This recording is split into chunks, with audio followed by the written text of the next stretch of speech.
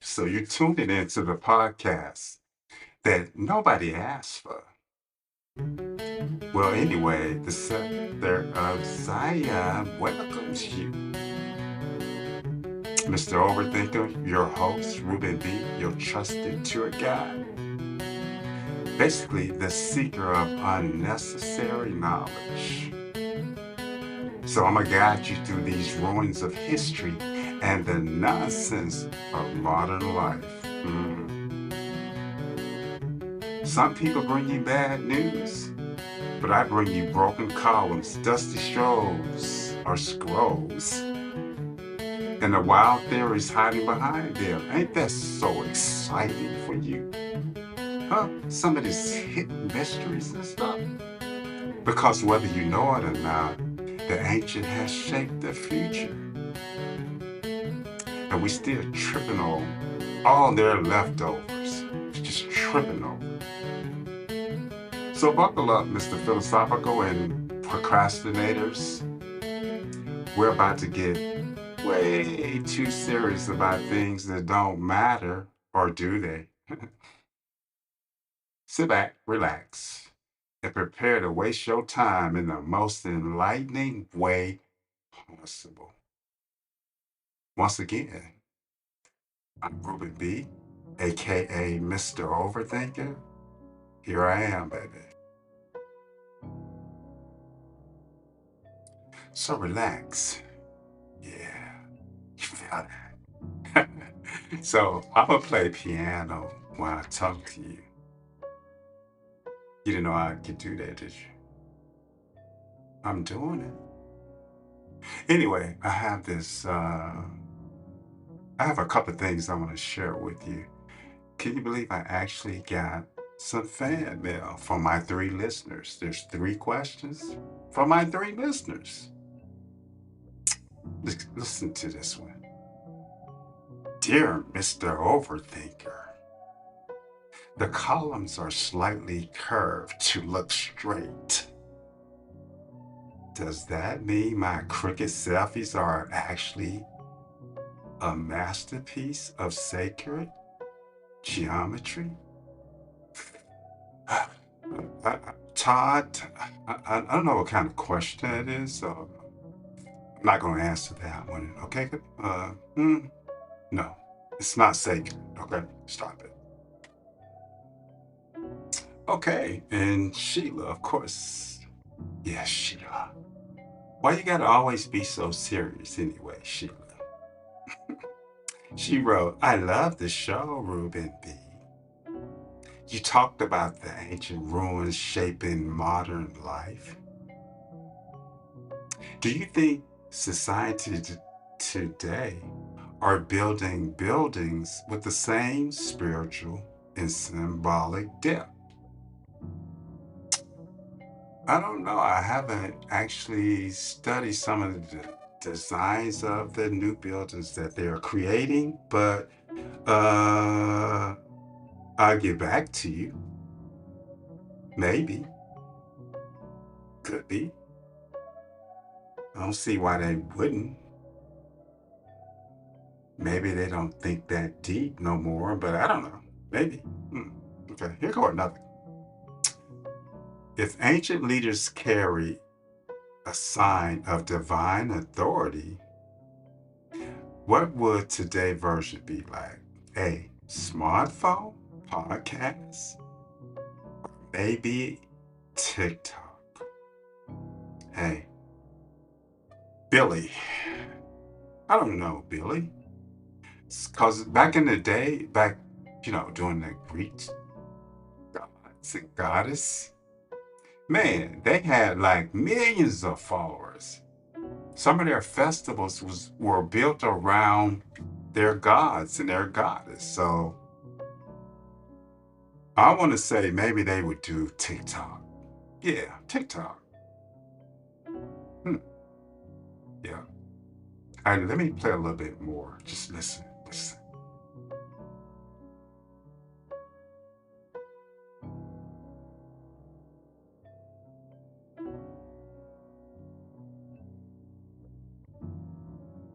Istanbul. Istanbul, Turkey. This is a true story. I did travel over there, man. Yes, I did. I did. So, Istanbul holds an oblique or obelisk. That's right. And one of the obelisks that they have is from this. I'm gonna let this dude tell you the name. Theodosius. That dude right there. Say it again. Wait a minute. Come on now. Don't go nowhere. Say it one more time. Theodosius. Theodosius. Okay? So that oblique or obelisk that's sitting in Istanbul, Turkey, is from the Temple of Lexar. Actually, it's from Lexar and it's from the Temple of Karnak. And it was carved by Pharaoh. Now, wait a minute. Okay, the Pharaoh. What's that Pharaoh name? He has a Thutmose or something like that. Pharaoh Thutmose. Say it for me. Thutmose. Thutmose carved this out. Thutmose III, around 1450 BCE. Right. So basically, this thing stood in Egypt for nearly 2,000 years before it was seized by the Roman emperor, who ordered this obelisk to be shipped and transported from Egypt. That's right. Can you, man, they just took it. Took it. So they took it from there and they went to this place called Constantinople or something like that. It's a really weird and long name, but my friend can pronounce it. Friend, go ahead. Constantinople. What? Constantinople. Constantinople. Okay, whatever. But today is modern Istanbul. So it was cut, shipped, decorated for a Roman stadium. And it's now sitting in Istanbul as a trophy of dominance. This was the Romans' pattern, just to take stuff. If they couldn't birth it or build it, they stole it and said it's sacred. So, wow. So you figure this thing, it's about 40 feet tall, 48 feet tall, probably weigh a lot. So for them to ship it from Egypt to Turkey, Istanbul, can you imagine the work that went into it? Right? I mean, a lot of horses, a lot of people to get it down to where they can ship it. So the Romans wanted spiritual weight of Egypt without respecting the source. They didn't have no respect. They didn't respect the knowledge.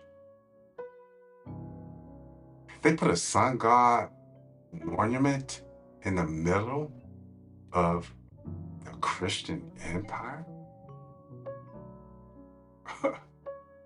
So these things are precious stone and gold. They took these things and stuck them into their temples. A lot of the gold was stolen also from Babylon. The Babylonians destroyed Solomon's temple centuries earlier. And then the Romans struck again in 70 CE, destroying the second temple. They rebuilt sanctuaries that carried Solomon's legacy, and they looted it, treasures, took it to Rome. And they also stole all the sacred vessels of Kemet. they melted this gold and all these ornaments and all this stuff and displayed them in their cathedrals and palaces. So now that when I look back and I was in Rome and I was in Greece, I'm inside these temples and churches and cathedrals, and they have these throne golds. It was the same thing in Istanbul. And I'm going to tell you about that. So I was in Istanbul, 2023, Istanbul, whatever you want to call it. And so my tour guide, young guy, I forgot his name, but he's very knowledgeable of Turkey's history, Istanbul's history, and which he should be because he was a tour guide. So he took us to this area to where they had these obelisks in the center of like this plaza or whatever, but it was cobblestone. Man, it was just beautiful. So as you're walking into this cobblestone, to this plaza, this big wide open space, to your right, you have this big old giant mosque. Huge, beautiful, beautiful structure. Then you have these obelisks. There was more than one that was there. But then he went into the story and said, hey, if you look at it closely, you see where there's look like there's some knife marks in there, marks and holes in it. And so what he was saying is that was where the gold was at. And that the Romans, when they were there in that country, stole it, took it, went back to Rome. So from there, we went up to the, I guess this is where, it was more like a big old giant brick fort or something like that. But this is where the elite stay, the ruling party stay, the top military people, and they're some elite soldiers. So we went in there into the museum, and he was saying, hey, some of these swords have blood on them from ancient battle. And they did. So that country, they didn't hide their history. They showed it to you in the museums, old watches were in there from back in the 1500s. I think I saw some like as old as back into the 1100s or something like that. But anyway, back to the obelisk that's sitting there in Istanbul. Came from Egypt. The Romans gave it to them. From the temples of Egypt to the temples of Solomon in Jerusalem, vast amount of golds and vessels and treasures were stripped from their holy places. The gold was transformed into the backbone of the Roman Empire. If you remember, I told you in an earlier episode about the Mercedes that had been doing banking over there for 300 plus years, and that they were trading in gold, using gold as their currency. Where did that gold come from? That's right. So it funded their buildings and their churches and their cathedrals. It turned it into their crowns and thrones. Now, I've seen these thrones. Kind of filled their war chests. That expanded the Roman reach. What was once dedicated to Yahweh in Jerusalem or to the gods of Kamek was now used as symbols for the Roman dominance. In the hands of the emperors, in the hands of the popes. What once served as divine became the currency of the empire. The obelisk was a power symbol, and every major empire wanted one. So today, Rome has 13 of them, all Egyptian. They have the most in the world, and not one single one, and not a single one, was made in Rome. So let's talk about Paris.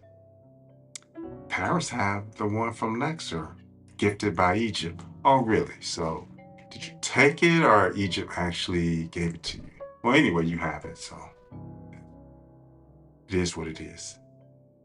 And then Paris has one. Oh, I just said Paris. I mean London. They have the Cleopatra needle, uprooted from Egypt, replanted in London. Yep, Central Park in New York. That one is from Alexandria. In Washington, D.C., there's a tower one, oblique, symbolizing power, stability, the link between heaven and earth. It's called the Washington Monument.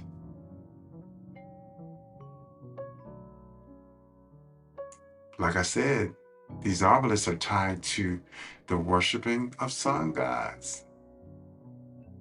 And it's aligned with the Capitol and the Lincoln Memorial, symbolically meaning government, memory, and divine order. We're going to take a quick break, and we're coming right back. We're coming right back.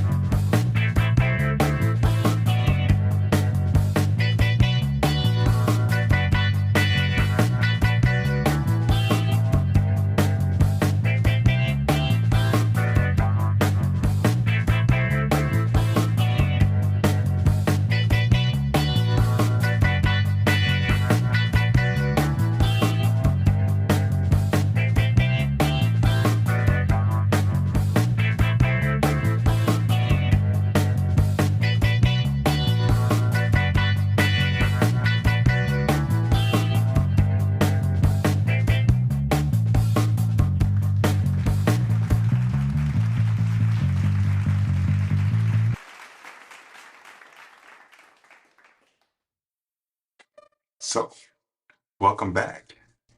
I want to cover this message. It really needs to be said. It really needs to go out and just vibrate out into the universe. So, these self inflicted wounds, right? We trip ourselves up more than any outside forces. That's right. Comments and careless actions. What they do is they basically just compound into avoidable wounds. This sharp jab, this flapping of your tongue at the wrong moment, because it could actually bruise a person's ego or a person's spirit. It could distort the conversation. And you know what? If you postpone an apology, the distance between you and that person become cold. The small compromise, we got to make it for comfort. If we don't, as time go on, it kind of shrink our courage to basically apologize. So a lot of these self-inflicted wounds, these problems, they start with a defensible choice. The offhand remark, the unchecked assumption, the gossip. But later on, we're claiming, okay, let's fix this. You swear that you'll fix it tomorrow or later, but you never do.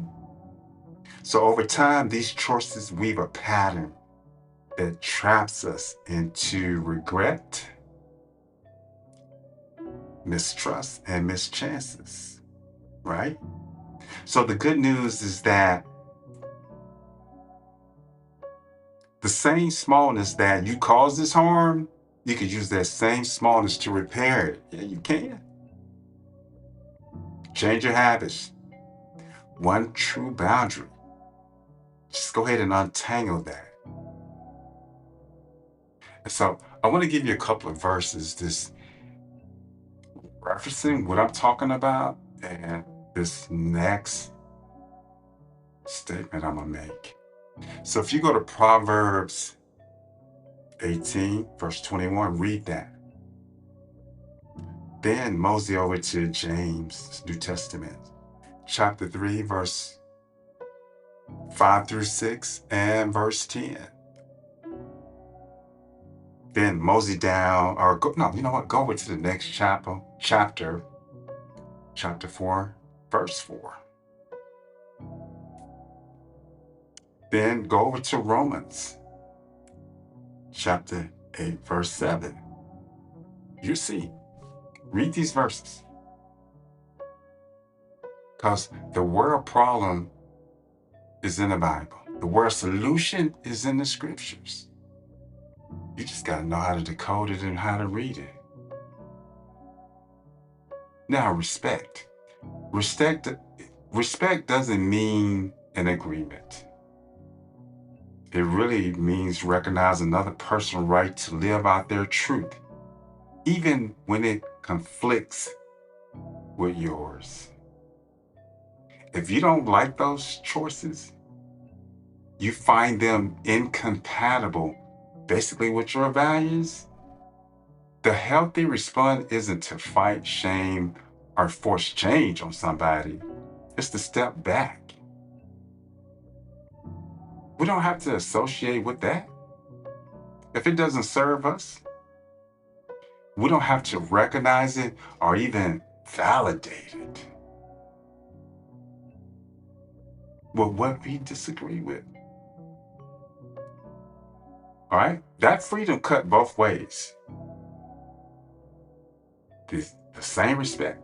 So when we understand this, relationships can become clear. Boundaries become healthier and peace become possible. Because respect allows difference without demanding control. Hate is never okay. Hate is never okay on any level because it's not going to fix any problem. You know what? It's only going to add fuel to that very, very fire that we're trying to put out.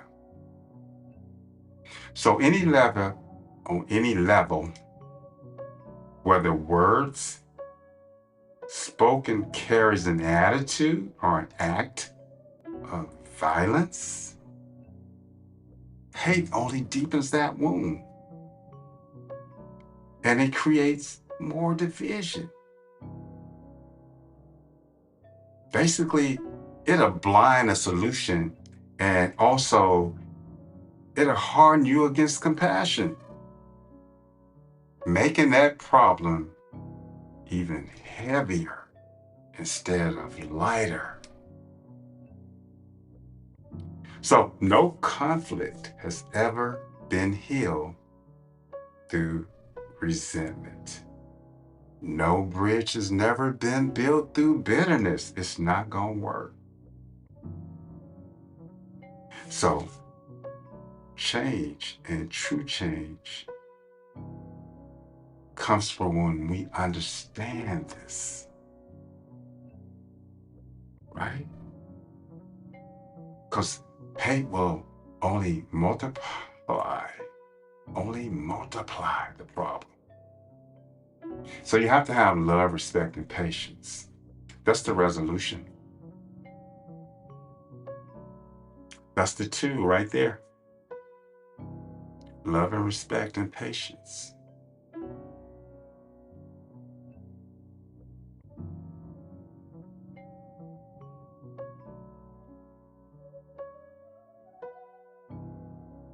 I know I got a little bit off the topic, a little bit off the class. I'm right back at you, Mr. Overthinkers. Mr. Overthinker. Okay. Again, these obelisks stands as a power symbol. Esoterically, they embodied eternal life, divine radiance, and the connection between earth and heaven. But once again, the source from these obelisks are Kemet, which is Egyptian. They're not Greek, they're not Roman, and they're not Christians.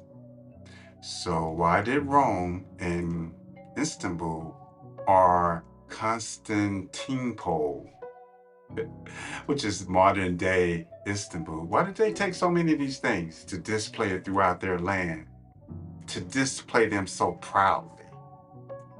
Like, look what we built, look what we made. So, they just didn't want the land. We want it all. We want the appearance of divine righteousness. We got to have that because, the Hebrew Israelites made it look so good. It was just them. I want that same divine, righteous wisdom look. I want it. I'm going to take it along with this land. So, if they can receive power from the heavens, so they decide to take it from those who did. What the Roman Empire couldn't invent, they stole it, man. They took it. Like, that's mine now. They say Rome was great, but what if Rome didn't just create this stuff, but it just kind of took it stone by stone, temple by temple. Empires rose on the back of what is buried and what is stole. Dang. Empires rises on stolen stones. They placed ancient power in modern plazas. See, they call that art. That just erased the origin. So the next time you see one of these obelisks in person in a place, right? Stand beneath it and ask yourself, who carved this? Who prayed to this? Who bled for this? And why did someone feel the need to take it? See, the empire, this particular empire, it rose on stolen stones. But these stones remember. That's why they carve these little messages and symbols into them. And it's for us to decode them. That's what we're doing. So we're coming to the end of the show. Remember, you're rooted in resilience, or stay rooted in resilience. You lit from that flame. Okay? I'm going to cover Rome and Greece and maybe Malta for a few more classes, and then that's it. We're going to move on to something else where I can overthink it. and then present it to you. That's what I do. That's what we're going to do, the Scepter of Zion. Yep, that's what we do. So until next time, I love you. Thank you for listening to this week's episode of the Scepter of Zion. If something stirred your spirit, sparked a memory, or whispered truth into your soul, don't keep it to yourself. Share it, speak it, walk in it. We invite you to invite others into the conversation, into the unfolding. This is more than a podcast. It's a movement returning to the root and rising with the call. Until next time, hold the line, guard the flame, and never forget who you are, because the kingdom isn't coming. It's already here and rising, one voice at a time. You've been listening to the Scepter of Zion, a Kingdom of Shalom production. Subscribe, share, and join us as Zion rises again.